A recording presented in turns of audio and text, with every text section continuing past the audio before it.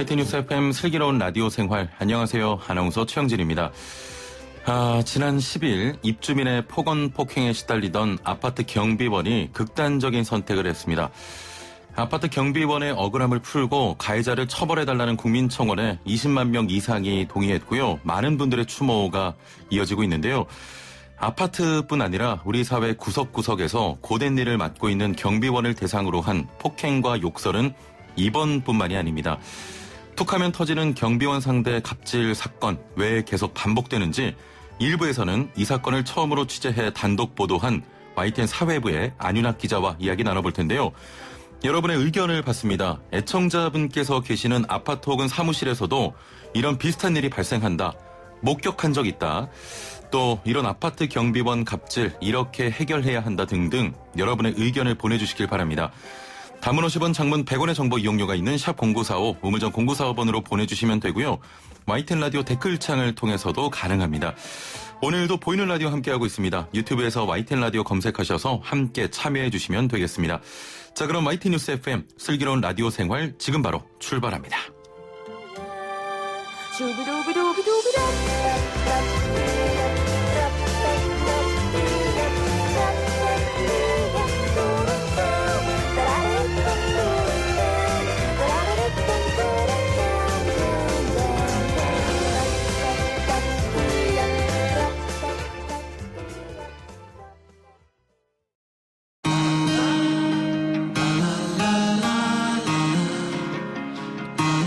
생활이 묻고 정보가 답한다. YTN 뉴스 FM 슬기로운 라디오 생활. 네, 1부는 현장의 목소리로 생활 속 이야기 들어봅니다. 방금 말씀드렸던 대로 서울의 한 아파트에서 발생한 경비원의 극단적인 선택, 그 배경에는 입주민의 갑질, 폭언과 폭행이 있었는데요. 해당 가해자의 엄벌을 요구하는 청와대 국민청원에도 20만 명 이상이 동의를 했습니다. 아파트 경비원을 상대로 한 갑질 논란, 이번이 처음은 아닙니다만 이번 사건은 차원이 다릅니다. 이것은 사회적인 타살이다, 이런 분석까지 나오는데요. 이 사건을 처음으로 취재해서 세상에 알린 YTN 안윤학 기자와 함께 왜 그런지, 왜 사회적 타살이라고 하는지 이야기 나눠보겠습니다. 자, YTN 사회부 안윤학 기자와 함께합니다. 안녕하세요. 안녕하세요. 예, 한 지붕에 있는데 이렇게 처음 뵙는군요. 좀 뵙겠습니다. 예. 국민들의 분노와 관심이 큽니다. 아파트 단지에 간이 분향소가 차려졌다고요? 네, 그렇습니다. 일단 말씀을 드리기 전에 일단 저도 공식적으로 삼가 고인의 명복을 빌고 싶습니다. 이게 경비원들의 열악한 작업 환경이나 이런 갑질 문제 이런 거에 우리가 진작부터 조금 그렇습니다. 천착을 하고 주목을 했으면 이런 일이 없지 않았을까 하는 솔직히 미안한 마음이 계속 들고 있고요. 기사를 쓰면서도 계속 그런 마음뿐입니다. 보면 해당 아파트가 두 동짜리로 돼 있어요. 260여 세대 정도가 돼 있고 비교적 규모가 좀 작은 아파트입니다. 아파트가 그래서 한 동에 하나씩 경비실이 두 개가 있습니다. 두 개가 있고 그 중에서 이제 근무하시던 한 곳, 그 두 평 남짓한 공간 바로 앞에 이제 그 분향소가 차려져 있고요. 거기 보면 이제 과일을 포함해서 입주민들이 준비해 놓은 음식 있고 그다음에 재단도 있고 촛불도 켜놓고 그리고 무엇보다 이제 그 경비실 유리 전면에 그 입주민들이 편지를 써놔요. 근데 그 입주민들뿐만이 아니라 외부에서도 오셔가지고 편지를 써놓더라고요. 몇 가지 좀 소개를 드리면 보면 이제 아저씨 항상 웃으면서 인사해주던 모습이 눈에 선하다. 아파트를 위해 열심히 일해주셔서 감사했다. 그리고 또 임신해서 같이 좋아해 주셨는데 너무 안타깝다. 아저씨의 예쁜 웃음이 기억난다. 잊지 못할 거다. 그리고 이제 여기는 사고가 난 것은 우이동이고요. 네, 창동에 사는 아기 엄마예요. 일면식도 없는 분이지만 소식 듣고 너무 가슴이 아팠어요. 얼마나 좋은 분이셨으면 모든 분들이 마음 아파하시네요. 그래서 그저께 이제 촛불 집회가 열렸는데 대부분 주민들이 다 우시더라고요. 그렇군요. 분위기가 좀 전체가 다 슬픔에 좀 잠겨 있습니다. 아파트 주민뿐만이 아니고 다른 지역에 계신 우리 국민분께서도 추모 행렬에 동참을 하고 계십니다. 많은 주민들이 사건 해결을 위해서 또 나서기도 하셨다고요? 네, 그렇습니다. 이게 솔직히 좀 놀란 게 사실 이런 일이 있으면 좀 외면하고 요즘 사회 분위기가 솔직히 저희도 이제 아파트에 살지만 저 경비 아저씨들한테 인사만 할 뿐이지 이렇게 그런 게 아닌데 이분은 굉장히 가까웠던 것 같아요. 그렇군요. 그래서 지난달 21일에 첫 폭행이 이제 있었다고 이제 보도를 했잖아요. 근데 그때 이후로 저기 그 경비원 가족분들의 가족도 계시지만 입주민들한테 이분이 계속 의지를 많이 하세요. 그러니까 예. 많이 이렇게 서로 소통하고 가깝고 평소에도 많이 보시던 분이기 때문에 이제 사태 해결을 위해서 많이 나서 주시는데 예. 이게 첫 번째 이제 이 돌아가신 고인께서 그 자살을 좀 시도하신, 그러니까 극단적인 선택을 예. 시도하신 게 지난 4일 밤이었어요. 예. 4일 밤에 먼저 이렇게 한번 처음으로 이제 시도를 하시는데 이때 이제 아파트 옥상 문이 잠겨 있었어요. 우리도 해당 아파트에. 그래서 이분이 울면서 주민한테 전화를 합니다. 울면서 전화를 하면서 나 진짜 억울해서 못 살겠다. 뭐 그러니까 그 소리를 듣고 입주민들이 다 뛰쳐나오셔서 이분을 이제 입원을 시키세요. 위험하다. 위험하다. 코뼈 부러진 거나 얼굴이나 이런 부분을 치료하시라고 입원을 시켜드리고 그리고 그 다음 날에는 입주민 긴급회의도 여셔서 이 사태를 어떻게 해결해야 될 것인가 뭐 논의도 하시고 그런데도 이제 끝내 이제 10일 날 이런 좀 안 좋은 일이 있어서 그 이후에도 이제 입주민들이 산재 처리라든가 그다음에 장례 절차라든가 이런 부분에 적극 개입을 하셔서 많이 도와주고 계십니다, 지금. 주민분들께 참 따뜻한 분이시고 많은 사랑을 또 받으셨던 것 같습니다. 주민들이 작성한 폭행 사건 일지를 확인하셨다고 들었는데 최초 폭행 사건이 말씀하신 대로 지난달 21일로 전해지고 있습니다. 어떤 일들이 발생한 겁니까? 그러니까 저희가 보도했듯이 처음에 이제 CCTV를 보시면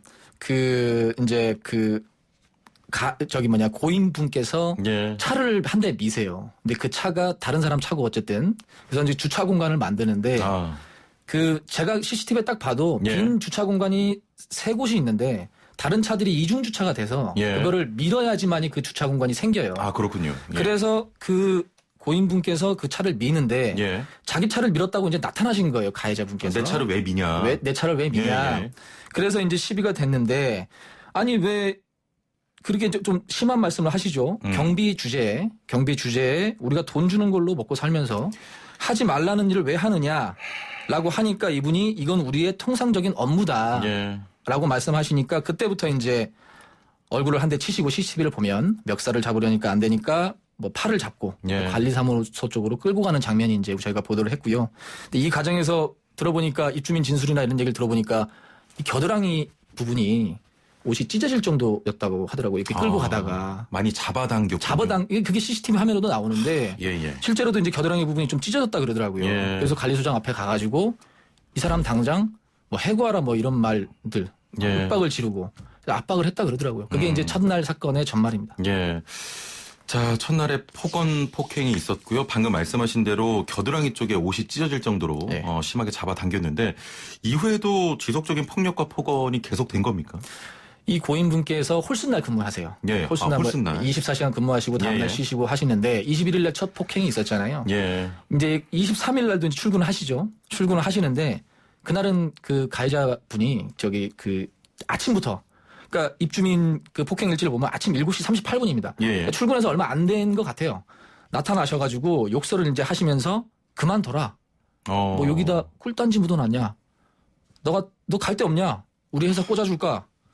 뭐 이런 모욕적인 말들을 하셨다고 해요. 고인분이 이제 그걸 입주민들한테 말씀을 하셨고 입주민들이 이제 폭행 일지를 쓰신 거예요. 그리고 나는 고인분께서 나는 딸, 둘째 딸을 말씀하시는 것 같아요. 둘째 딸하고 지금 대학생인데 같이 살고 계세요. 딸하고 같이 먹고 살아야 하니까 여기서 계속 일을 할 수밖에 없다. 그러니까 보통 같으면 응대를 안 하시거나 아니면 뭐 이렇게 하실 텐데 또 착하신 분이다 보니까 응대를 다 하세요. 저 달 데 없습니다. 여기서 딸하고 같이 살고 먹고 살아야 되니까 여기서 일을 해야 된다. 근데 여기서 그쳤으면 되는데 계속 이제 압박을 하시는 거예요. 둘 중 하나가 사라져야 이게 끝난다, 일이. 뭐 당신 그만두기 전까지는 이런 일이 끝나지 않는다. 23일 날 그런 일이 있었고요. 25일 날은 또 차를 타고 가면서 명예훼손죄로 고소했으니까 난 때리지도 않았는데 왜 때렸다고 이렇게 소문이 났냐. 명예훼손죄로 하고 변호사도 샀으니까 너 하여튼 준비해라. 이런 식으로 협박을 하고 가시고. 근데 이제 문제는 안 때렸다 이 부분인데 이따가도 말씀을 드리겠지만 폭행 장면이 CCTV에 고스란히 나오잖아요. 네, 그럼 뭐 저희가 듣기로는 이제 경찰도 이제 그걸 가져갔다는데 이후 차량에 저희가 보통 블랙박스도 이제 켜 있잖아요. 블랙박스에도 폭행 장면이 찍혀 있다 그러더라고요. 명확하게. 네, 그래서 그거를 이제 경찰이 분석을 하고 있는데 그리고 또 이제 27일 날도 또 이제 그 문제가 된 코뼈가 부러진 또 의심되는 날 아예 화장실에 이제 몰아놓고 때렸다고 하시더라고요. 그래서 그날 조금 자세하게 말씀을 드리면 화장실로 이제 끌고 갑니다. 예. 근데 2평 남짓한 공간이 있으면 이제 그 1평 정도가 이제 화장실이라 그러더라고요. 근데 끌고 가서 여기 CCTV 없지?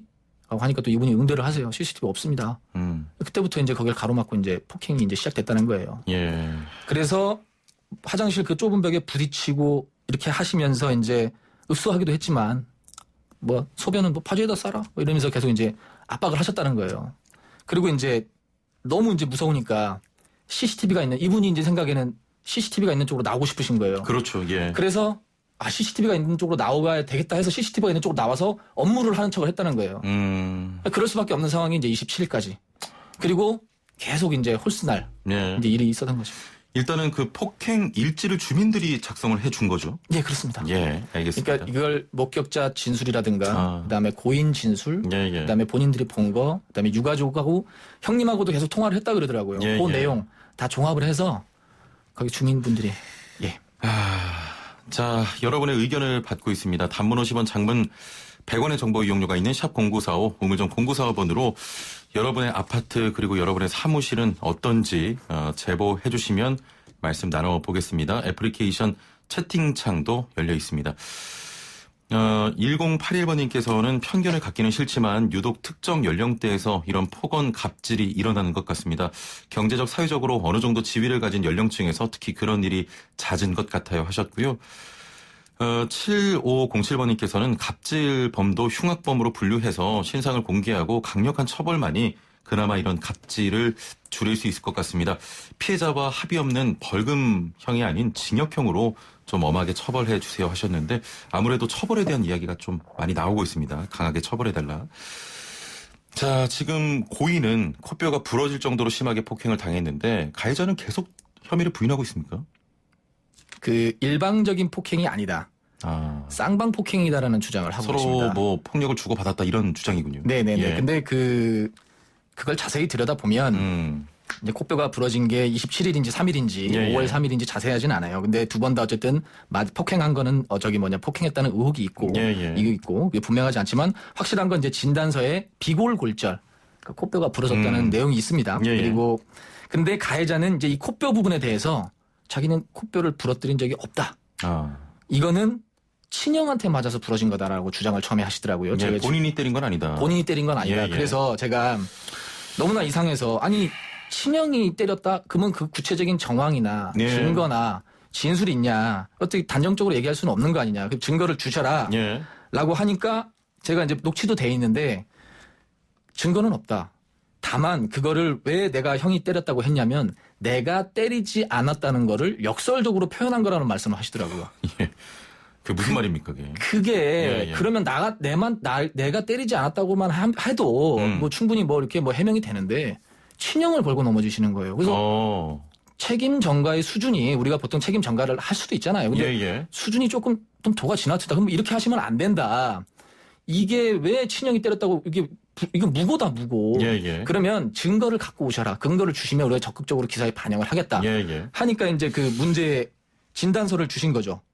그 가해자분과 직접 연락을 하신 거죠? 계속 하고 있습니다. 어제도 예, 하고 예. 있고 왜냐하면 그분의 얘기도 우리도 어쨌든 해명을 들어야 되고 예. 반영을 해야 되기 때문에 지금 듣고 있는 상황입니다.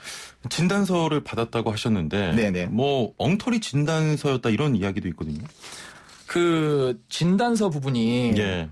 저희가 이제 어쨌든 가해자 입장을 들어야겠다 해가지고 이제 진단서를 달라 해가지고 많이 요청을 하니까 이제 결국 주시더라고요. 근데 진단서가 딱 오는데 예. 내용은 되게 심각해요. 예를 들면은 목 경추 몇 번이 나갔다. 본인도 맞았다고 주장하는 진단서인 거죠? 그렇죠. 예. 그래서 그런 몇 번 나갔다 수술을 해야 된다. 그리고 저림, 손저림까지 오잖아요. 예, 예. 디스크가 오면. 그래서 목 디스크로 인해서 상당히 심각한 큰 병원, 대형 병원에 진단서를 주시더라고요. 그래서 예. 이거 사실인가 해가지고 제가 면밀히 봤죠. 그랬더니 예. 거기에 개인 신상 명세서만 가린 게 아니라 사고 내용, 사건 일시, 장소가 다 가려져 있는 거예요. 예. 그래서 의심이 들었죠. 예. 기자로서. 그래서 이거를 공개하셔라. 이게 두 분이 쌍방 폭행의 증거라는 거를 입증을 해야 될 거 아니냐. 그렇습니다. 그래서 면밀히, 근데 끝까지 말씀을 안 하시게 제가 면밀히 보니까 교통사고. 그게 글자가 지워져 있는 거예요. 근데 끝에 자가 살짝 보이는 거예요. 예, 예. 통자가 보이는 거예요. 그래서 교통사고겠죠. 그래서 이거 교통사고 아니냐. 예. 교통사고 진단서를 갖고 저한테 그 말씀을 하시면 이거는 허위 아니냐. 예. 그렇게 말씀을 계속 이제 추궁을 하니까 제가 이제 기자로서 질문을 하니까 다른 이제 한의원 진단서를 하나 주시는 거예요. 예. 그 진단서 보면 명확하게 나와 있습니다. 이제 지난해 교통사고 이후 목 디스크가 맞다. 교통사고 이후에. 그런데 거기에 예. 어떤 문구가 들어가냐면 밀어서 넘어져서 통증이 다시 왔다는 내용이 있긴 있습니다. 예, 예. 있긴 있는데 그래서 그러면 사실일 끼고도 있고도 해서 발행 일자를 보니까 그게 5월 4일이에요. 그러니까 이분하고 분쟁이 있고 보름이 지나고 나서야 뗀 진단서더라고요. 그러면 예. 논란이 되니까 일단 논란이 되니까 뗐을 예. 수도 있는데 그건 어디까지나 우리가 의혹이고 추측일 뿐이지만 그렇습니다. 예. 그렇죠. 단정할 수는 없지만 예. 그런 의심이 드는 건 합리적인 의심이 드는 건 기자로서 어쩔 수가 없잖아요. 그렇습니다. 그래서 저희가 이제 보도를 했던 거고 예. 이거는 유가족이고도 그렇고 입주민들도 그렇고 엉뚱한 진단서로 경비원을 협박했다는 증거다. 이거는 뭐 그래서 나오는 얘기는 주장을 할 때 사무소 위조까지도 할 수 있지 않느냐. 예. 뭐 이런 얘기까지 나오고 있습니다. 참 안타까운 사건입니다. 이야기 들어보니까 더 답답하고 좀 분노가 치미는데요. 많은 분들께서 의견 주고 계십니다. 7479번님께서도 경비원에 대한 명확한 법 개정이 우선 돼야겠죠. 공동주택 법인가에서 보면 경비원이 해야 할 일을 애매하게 구분돼 있다고 하네요. 혹시 우리 마음속에 갑이라는 무의식이 있지 않았나 모두가 생각해 봐야 할 것 같습니다. 고인의 명복을 빕니다 하셨고요. 4180번님께서는 저는 안양 석수 현대아파트 주민인데 여기 주민분들은 은퇴한 경비원의 병원비를 모금해서 지불한 적이 있습니다.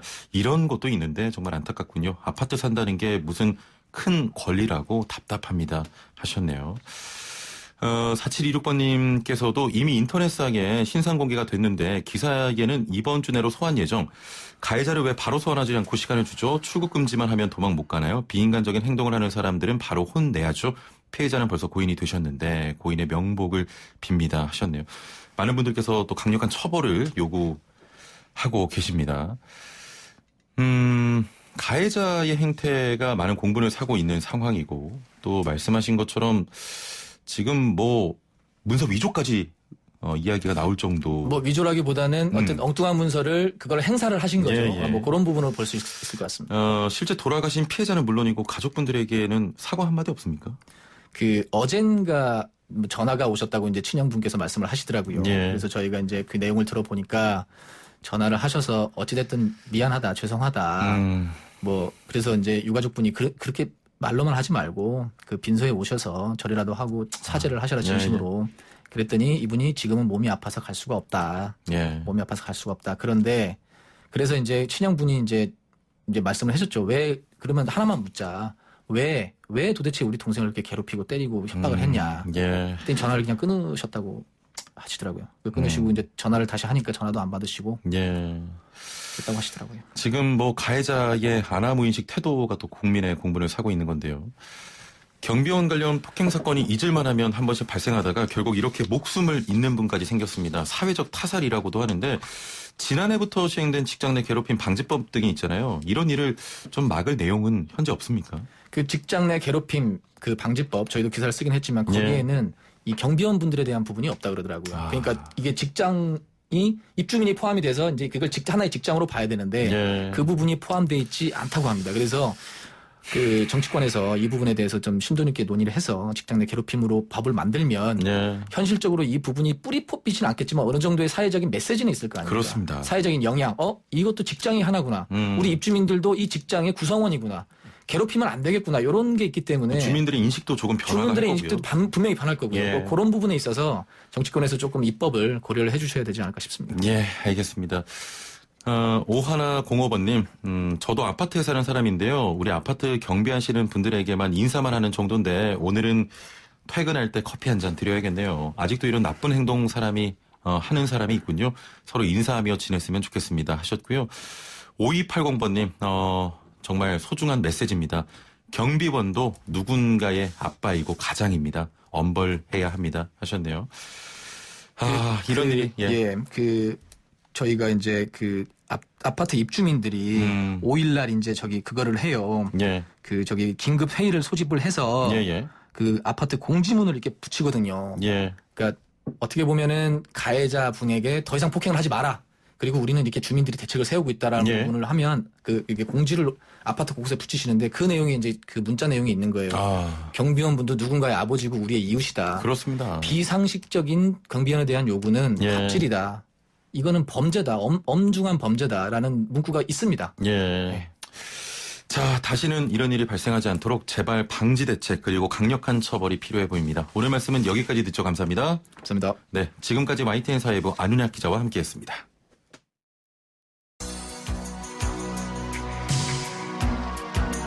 생활의 달인이 되는 법이요? YTN 뉴스 FM 슬기로운 라디오 생활을 들으셔야죠.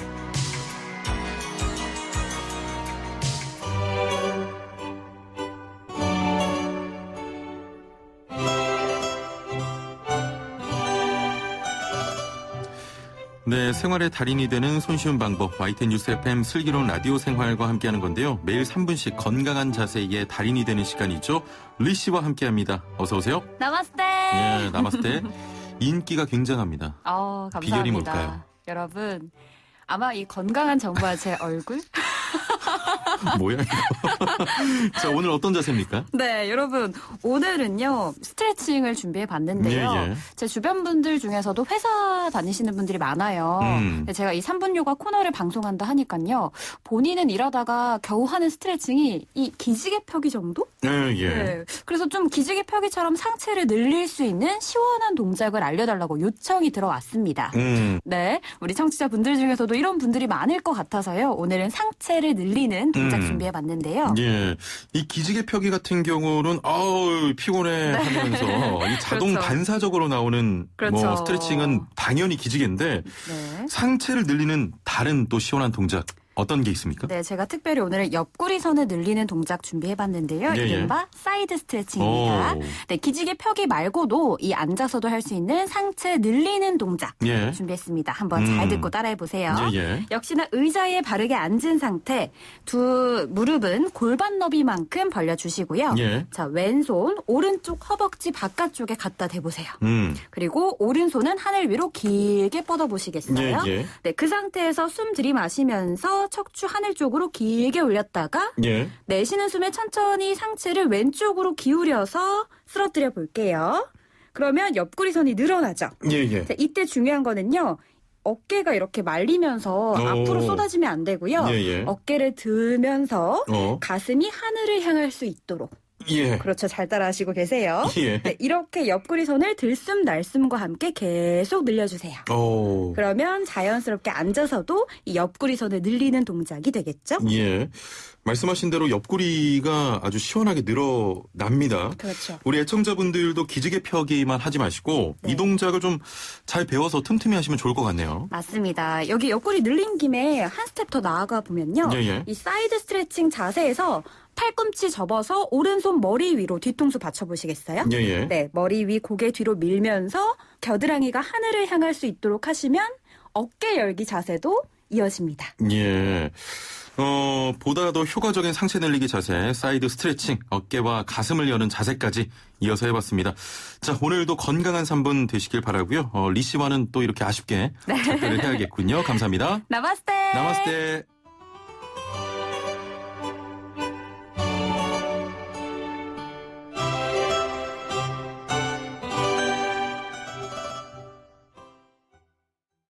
네, 서울시 소식 듣고 자동차 상담으로 돌아오겠습니다.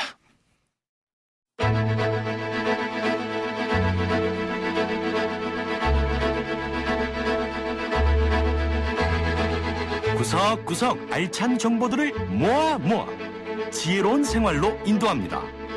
YTN 뉴스 FM 슬기로운 라디오 생활. 네, 슬기로운 라디오 생활 2부는 생활정보 소식으로 시작합니다. 오늘은 서울시 소식 준비했는데요. 코로나19 바이러스 확산으로 우리의 일상이 많이 변했습니다. 개학은 연기되고 사회적 거리 두기로 동료 지인 간 모임도 줄었는데요. 이 여파로 직격탄을 맞은 노동자들이 있습니다. 방과 후 교사, 대리운전 기사, 보험 설계사 등 프리랜서와 특수형태 근로 종사자, 일명 특고 노동자들인데요. 서울시가 이 노동자들을 위한 지원책을 마련했다고 합니다. 자세한 내용 서울시 노동정책 담당관 박동석 과장 연결해서 들어보겠습니다. 안녕하세요. 예, 안녕하세요. 예. 자, 서울시가 프리랜서와 특수 고용 노동자에 대한 지원을 펼친다고 들었습니다. 자세한 내용 소개해 주시죠. 네, 코로나19 사태로 많은 분들이 지금 힘든 시기를 겪고 있습니다. 예. 그 중에서도 이제 프리랜서 특수고용 형태 노동자 이분들은 고용보험에 가입할 수가 없거든요. 그러다 예. 보니까 정부나 지방자치단체에서 주는 실업급여나 무급휴직 지원금 이런 지원 제도의 사각지대에 놓일 수밖에 없는 상황입니다. 예. 그리고 프리랜서나 특고 노동자 같은 경우는 이제 업종 특성상 코로나 심각 단계 이후에 일이 줄어드는 걸 넘어서 완전히 지금 끊기는 경우도 많고 그러다 보니까 예. 생계 어려움을 누구보다도 더 많이 느끼고 있는 노동자들입니다. 예. 그래서 이렇게 그 고용보험 가입이 제한돼서 실업급여나 무급휴직 지원금 등을 지원받지 못하는 프리랜서나 특고 노동자들을 위해서 저희 서울시가 이번에 가구당 50만 원씩 특별 지원을 할 수 있도록 이렇게 준비를 했습니다. 예. 프리랜서 특수 고용 노동자는 일반 노동자와 좀 차이가 어떤 게 있는지 궁금한 건데요. 대표 직종도 함께 소개를 해주시죠. 예. 그 프리랜서나 특고 노동자들은 일반 노동자하고 달리 예. 이제 상품이나 서비스 같은 거를 소비자한테 직접 제공하고 그 실적에 따라서 이제 소득이 달라집니다. 예.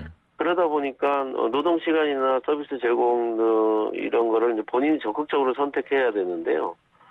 그래서 많은 사람들은 사실 특고나 프리랜서들이 개인 사업자로 보고 있는데 예. 그런데 본인들이 그 상품이나 서비스를 소비자한테 직접 제공하지만 본인이 선택해서 적극적으로 움직여야 되기 때문에 예. 소득이 일반 노동자하고는 달리 매우 불규칙하게 되는 거죠. 예. 그런 분들이 서울에 저희가 추정하기는 한 47만 명 정도가 될 걸로 보이는데요. 예.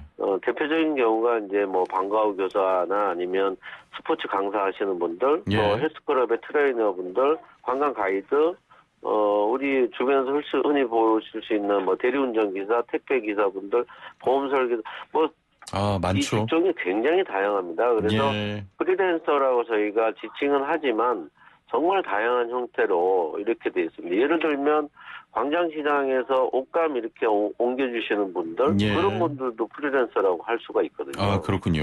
네. 예. 특별 지원금을 받기 위해선 좀 조건이 궁금한데 어떤 조건이 있습니까?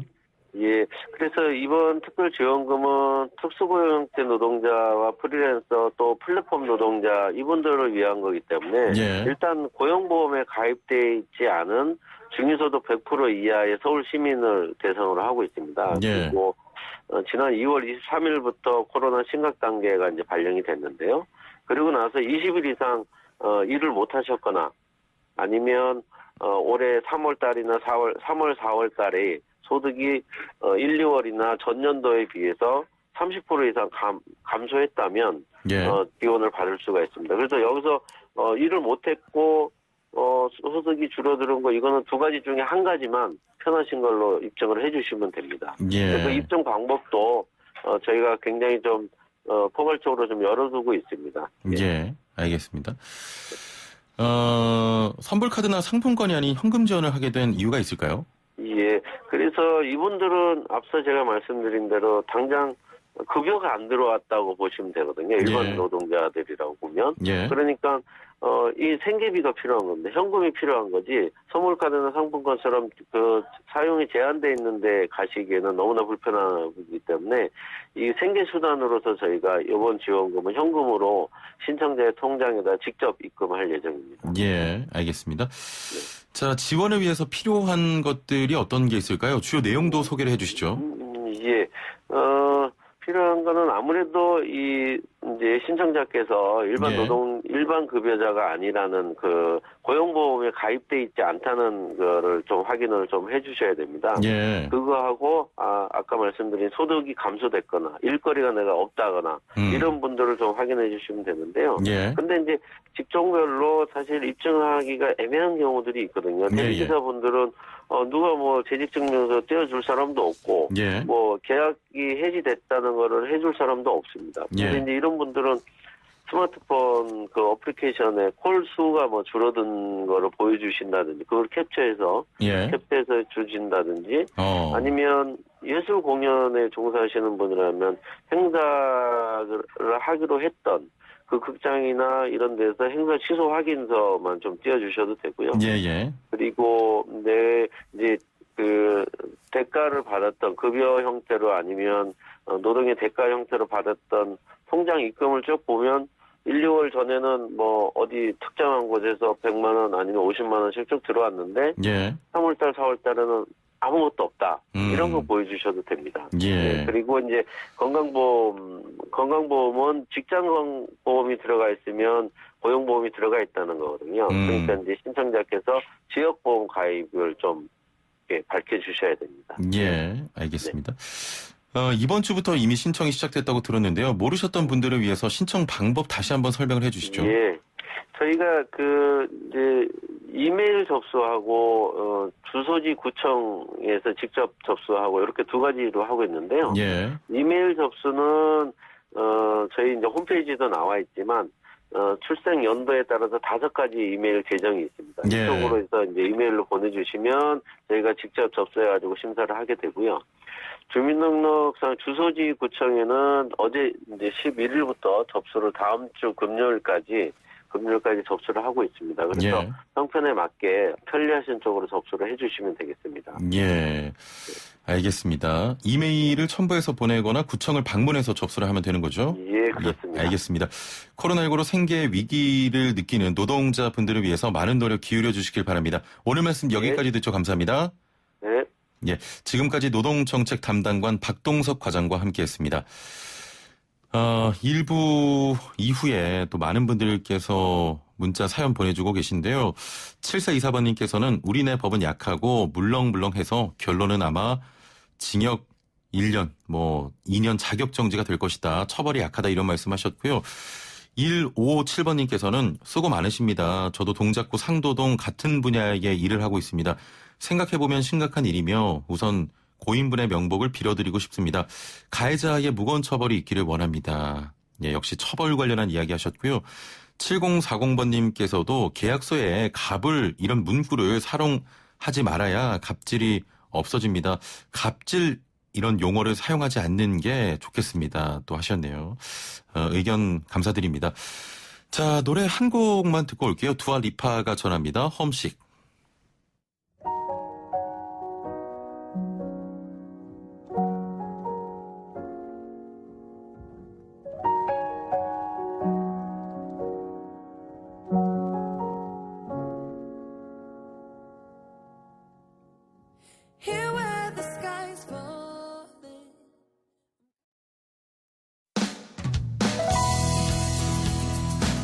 슬기로운 라디오 생활 2부에서는 건강, 세금, 자동차, 부동산, 노동 분쟁까지 생활 속 궁금증과 상식들을 속 시원하게 풀어보는 상담실이 마련됩니다.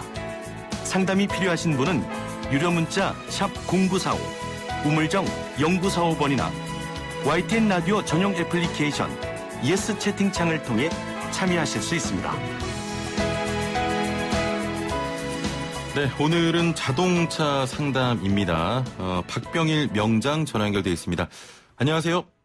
네, 안녕하세요. 일교차 큰 날씨가 이어지고 있습니다. 워낙 또 바쁘시기 때문에 건강관리 잘 하시고요. 낮에는 초여름 날씨입니다. 더운데 이제 본격적으로 에어컨이 필요한 시기가 다가오고 있거든요. 그렇죠. 안 쓰던 에어컨 켜면 쾌쾌한 냄새가 좀 나는데 해결 방법이 있겠습니까? 사실 쾌쾌한 냄새가 나는 건 사실 곰팡이 냄새잖아요. 실내 안에 에어컨이라고 에바라는 게 있어요. 에바라는 게. 그러니까 바지레다예요, 한마디로. 근데 시원한 바람 만들어서 불어주는 건데 거기에 이물질들이 뭐 한겨울 지나면서 몇 개월 지나면서 이물질에서 썩은 거예요. 근데 이거를 대체할 방법은 사실 없어요. 교환하는 방법밖에 없어요. 근데 사람들은 뭐 탈취제를 뿌려서 뭐 하고 뭐 그런데 그거는 다 일시적인 거고 사실 우리가 향수를 왜 뿌려요? 코를 속이는 거잖아요, 사실은. 탈취제 뿌리는 거 다 이제 우리 코를 잠깐 속이는 건데 결국은 그 근본적인 해결 방법은 교환하는 거고 만약 교환했다 하더라도 계속적으로 그 상태를 유지하려고 그러면 예. 바닥 매트에 먼지를 일주일 만에 진공 청소를 깔끔하게 해주는 게 진짜 중요해요. 근데 우리는 그걸 안 하고 뭐 냄새 나면 그쪽 뭐 탈취제 뿌리고 나중에 항상 후작업하는데 예. 교환하고라도 매트 청소를 진공 청소를 일주일마다 해주는 게 진짜 중요합니다. 그러면 오랫동안 갈 수 있어요. 그렇기 때문에 예. 자동차에서 그 곰팡이 냄새 나는 건 뭐 아무리 고급차든 뭐든 다 나요. 그런데 그걸 안 하면 왜 나냐 이거지. 그 안에 들어있기 때문에 청소할 수가 없어서 그러는데 예. 청소를 안 하려고 그러면 공기일타는 많게마다 교환하고 매트 청소는 한마디로 이제 일주일에 한 번 진공 청소를 해주면 괜찮습니다. 근데 지금 나는 거는 방법이 없어요. 교환하셔야 됩니다. 아, 교환해야 되는 거군요. 네. 예. 요즘에는 색이 좀 다양해졌지만 우리나라 도로를 보면 까만 자동차가 많습니다. 날이 조금만 더워져도 자동차 탈 때 뜨거운 열기를 경험하게 되는데요. 저 이거 정말 궁금해요. 자동차를 조금 더 빨리 시원하게 만들 수 있는 방법이 있겠습니까? 사실 자동차가 예전에 비해서 온도가 많이 올랐어요. 특히 여름 되면 화재가 많이 일어나는데 옛날처럼 화재가 안 일어나는데 요새처럼 왜 이렇게 화재가 많이 일어날까? 예. 사실 엔진 누음의 터보라든가 배출가스 저감 장치 때문에 엔진 온도가 옛날에 한 120도, 130도인데 지금 한 200도가 넘게 올라가거든요. 아, 그렇군요. 그래서 예. 그래서 화재 위험이 많이 나요. 근데 차를 사실은 시원하게 한다. 사실은 시원하게 할 수 있는 방법은 차를 주차하는데 뭐 지하철이나 그런 데 세우는 수밖에 없어요. 지금 나와 있는 거 뭐 물을 뿌린다. 이거는 나중에 쇠라든가 전자부품들 많기 때문에 그게 물을 뿌리게 되면 금이 갈 수 있고 부품에 영향이 오기 때문에 절대 어떤 물이나 이런 거 뿌려서는 안 되는 거고요. 차를 시원하게 안에도 차체의 온도를 떨어뜨린다는 건 지하주차장이나 차 그늘 밑에 세우는 방법밖에 사실은 없습니다. 아, 그렇군요. 또 하나는 뭐 이제 엔진 아래에다 엔진 온도가 올라간다 그러면 오버히팅 할 때라든가 이럴 때는 그 에어컨을 틀어서 요새는 팬이 강제로 돌거든요. 예. 강제로 돌면 엔진 온도를 뚝 떨어뜨릴 수 있는 방법 하나는 있습니다. 아, 알겠습니다. 네. 본격적인 여름철이 다가오기 전에 배터리 점검을 추천하기도 하는데 특별한 이유가 있겠습니까?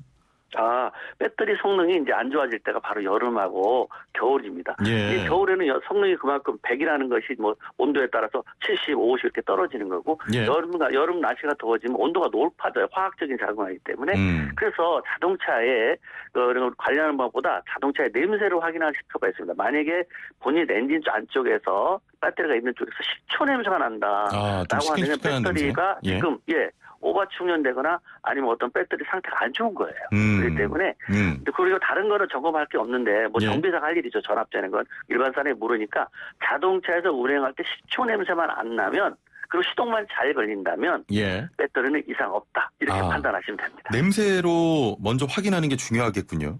또 배터리는 웬만하면 배터리가 상태가 안 좋으면 다 냄새나요.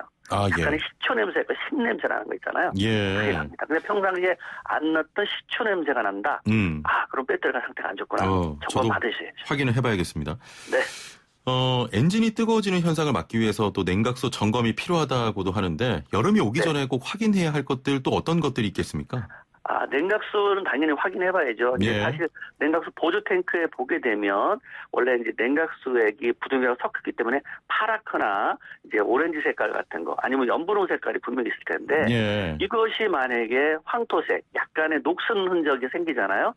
그런 물이 있다면 물이 좀 그렇게 퇴색됐다면 그거는 녹이 쓴 거예요. 그러면 나중에 이 차는 고속도로 주행할 때 오버히팅 할 수 있어서 엔진이 망가질 수 있기 때문에 보조 탱크를 한번 열어봤을 때 만약에 부동액 상태, 그 색깔이 그대로 파란색이나 오렌지나 황토색이 있다, 아니 노란색이 있다면 그건 이상이 없는 겁니다. 알겠습니다. 0930번님의 질문인데요. 새 차를 구매한 지 2년 정도가 지났는데 타이어 옆면이 얼룩덜룩 색이 변했습니다. 그냥 타도 괜찮을까요? 아니면 다시 바꿔야 할까요? 라는 질문이네요. 뭐 2년 정도는 아직 괜찮은 것 같은데요. 보통 이제 타이어 같은 경우에 한 4만 킬로 정도 뛰어서 4만이나 5만에 교환합니다. 근데 만약에 옆면에 만약에 마모가 생겼다면 휠 얼라이먼트가 안 맞을 수 있기 때문에 가서 한번 점검을 해볼 필요가 있어요. 근데 색깔은 도로면이라든가 여러 가지 요즘 도로 색깔이 도로면이 아스팔트가 많이 바뀌었잖아요. 까만 것만 있는 거라 노란 것도 있고 약간의 붉은색도 있고 뭐 파란 것도 있던데 그런 데서 브레이크 밟으면 변할 수 있는 건데 그건지 아닌지는 제가 잘 모르겠습니다만 예. 만약에 타이어가 마모가 이렇게 좀 되면서 그 색깔이 변했다면 한 번쯤은 이제 그 정비업소에 가서 한번 확인 좀 해볼 필요는 있겠습니다. 예, 알겠습니다. 6494번님, 15년식 아반떼입니다. 11만 킬로 탔고요. RPM이 1000에서 1200에 오르락내리락 좀 떨린다고 해야 할까요? 이런 증상이 있는데 어느 부분을 수리해야 됩니까? 라고 하셨네요. 첫 시동에서 지금 아침에 시동 걸을 때 만약에 1000에서 1200 와 있다. 예. 그러면 뭐 괜찮습니다. 근데 약간 오르락내리락 가능한 건 내기통의 힘이 약간 불균형이 깨졌다는 거죠. 어느 시린더에 홀러그라든가 아니면 점화장치 쪽에 문제가 있어서 예. 아니면 또 연료 인젝터가 문제 있어 그러는데 만약에 이제 워밍업이 되면 한 800으로 떨어질 거예요. 떨어졌을 때 정상이라면 괜찮습니다. 예. 네. 7479번님, 스타렉스 2009년식 차량입니다. 어제 아침에 시동 후에 지하 주차장에 올라와서 엑셀을 밟았는데 안 먹히더라고요. 시동 껐다가 켜서 다시 작동은 됐는데 무슨 문제가 있을까요? 하셨네요. 가끔 이런 게 요새는 이제 컴퓨터가 제어하다 보니까 전원이 공급이 안 되거나 센서가 불량할 수 있는데 요새는 엑셀 페달이 우리는 페달로 보지만 그 뒤에 붙어 있는 게 센서가 있거든요. 정기적인 신호로 컴퓨터에 보내주는 거예요. 운전자가 엑셀 페달을 어느 정도 밟았다는 걸 신호해주면 이제 컴퓨터가 다시 엔진 앞에 올려주는 장치인데 그 장치에 문제가 있을 수도 있겠죠. 예를 들어서 뭐 청소를 이제 세차 같은 거 할 때 실내 청소한다든가 할 때 습기라든가 이런 것들이 만약에 센서에 묻어 있다라고 커넥터에 묻어 있다면 그 신호가 제대로 구급되지 않아서 약간의 그렇게 멈출 수가 있어요. 그런데 만약에 이런 것이 계속 반복이 된다라면 엑셀 페달 센서의 커넥터를 빼서 여자 드라이 하는 거 있죠, 드라이. 예, 그걸로 그쪽에서 한번 좀 말려주면 그런 일을 좀 많이 줄일 수 있을 겁니다. 알겠습니다. 오늘 말씀 감사합니다. 네, 감사합니다. 네, 자동차 명장 박병일 대표와 전화 연결했습니다.